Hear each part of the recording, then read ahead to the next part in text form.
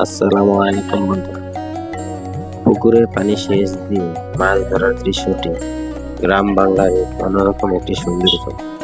সকালে ঘুম থেকে উঠেই কুয়াশার মধ্যে শুরু হয় প্রস্তুতি। এই প্রক্রিয়া মাছ ধরা একটি প্রাকৃতিক সৌন্দর্য আছে। পানির ঘোলা রং, মাছের ঝাঁক, মানুষের ব্যস্ততা আর চারপাশে কৌতূহলী দর্শকের ভিড়, সব মিলে একটা গ্রামীণ উৎসবের মতো পরিণত হয়।